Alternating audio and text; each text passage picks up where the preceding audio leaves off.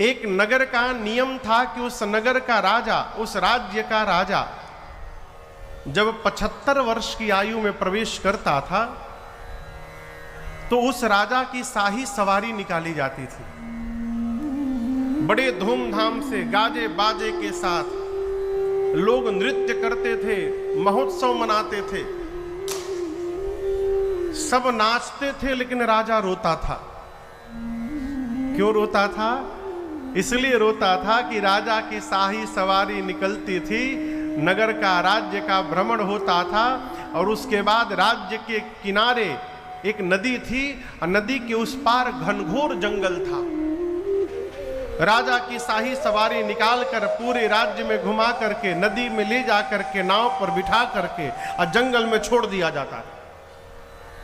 फिर दूसरा राजा बनता था इधर और उस राजा को हिंसक पशु जंगल के मार के खा जाते थे। ये नियम था उस राज्य का। जिस राजा की सवारी निकलती थी वो रोता था कि अब तो मरना है मुझे। एक बार एक राजा की सवारी निकली तो वो सबसे प्रसन्न होकर मिल रहा था, वो भी आनंद में था, झूम रहा था। लोगों ने कहा कि सदमे में पागल हो गए हैं राजा जी। मंत्री ने कहा सरकार, जब तक आप उस पार नहीं जाते हैं तब तक तो आप मेरे राजा हैं, मैं आपका मंत्री हूं। एक अद्भुत दृश्य देखने को मिल रहा है।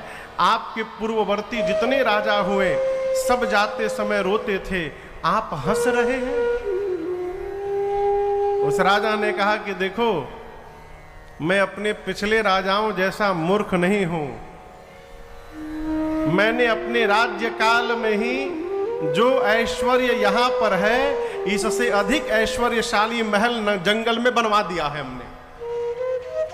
नदी के उस पार पूरा ऐश्वर्य पड़ा है मेरा। जैसे मैं नदी पार करूंगा अपने महल में जाकर के बैठ जाऊंगा, बड़े आराम से जीवन बीतेगा, मुझे कोई कष्ट नहीं है। ये क्या है? जो मनुष्य यहां रहते रहते उस पार की भी चिंता कर ले और उसको व्यवस्थित कर ले यहां रहते रहते, वही विवेकी पुरुष कहलाता है। भगवान की कथा इह लोक के साथ साथ उह लोक को भी व्यवस्थित करती है।